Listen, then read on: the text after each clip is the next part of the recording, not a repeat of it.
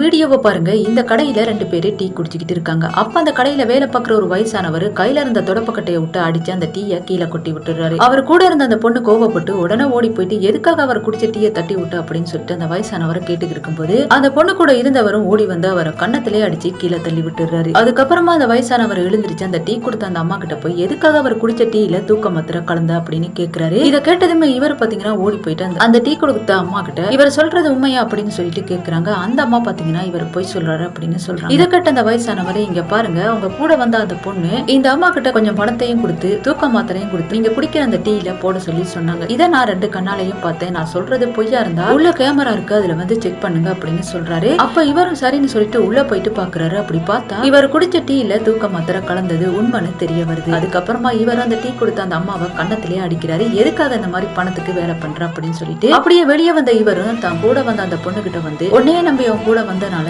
எனக்கு இந்த மாதிரி பண்ணிட்டியே அப்படின்னு சொல்லிட்டு அந்த பொண்ணை வந்து அடிக்கிறாரு. அந்த பொண்ணு பாத்தீங்கன்னா ஆமாடா நான் அப்படிதான் பண்ணுவேன், என்ன பண்ணுவேன் அப்படின்னு சொல்லிட்டு கேட்கிறா. அதுக்கப்புறமா இவர் பாத்தீங்கன்னா நான் உன்னை லவ் பண்ணதுக்கு தண்டனை இது, உன்னை சும்மா விட மாட்டேன், உன்னை போலீஸ்ல தான் நான் புடிச்சு கொடுப்பேன் அப்படின்னு சொல்லிக்கிட்டு இருக்கும்போது இந்த பொண்ணு பாத்தீங்கன்னா இந்த விஷயத்தை எப்படியே விட்டுரு, நீ போலீஸுக்கெல்லாம் சொல்ல வேணாம் அப்படின்னு அவர்கிட்ட சொல்றா. மறுபடியும் கோவப்பட்ட இவர் என்ன தொடாத அப்படின்னு சொல்லிட்டு அந்த பொண்ணை மறுபடியும் அடிச்சு போட்டு அந்த வயசானவர்கிட்ட வந்து மன்னிப்பு கேட்கிறாரு. என்ன நடந்துச்சுன்னு தெரியாம நானும் உங்களை அடிச்சுட்டேன், என்னோட உயிரை காப்பாத்துறதுக்கு ரொம்ப ரொம்ப நன்றி சார் அப்படின்னு சொல்லிக்கிட்டு இருக்கும்போது அதுக்கப்புறமா அந்த வயசானவர் அந்த பொண்ணை கூப்பிட்டு உன்னை நம்பி அவங்க கூட வந்தவருக்கு எதுக்கமா இப்படி துரோகம் பண்ண உனக்கு மனசு வந்துச்சு அப்படின்னு சொல்றாரு. அதுக்கப்புறம் அந்த பொண்ணு பாத்தீங்கன்னா அவர்கிட்ட என்ன மன்னிச்சிருங்க, என்னோட முட்டாள்தனத்தினால நான் அந்த மாதிரி பண்ணிட்டேன், என்னை ஏத்துக்கங்க அப்படின்னு சொல்றா. இவர் பாத்தீங்கன்னா சவகாசமே எனக்கு வேணாடி அப்படின்னு சொல்லிட்டு அங்க இருந்து கிளம்பி போறாரு.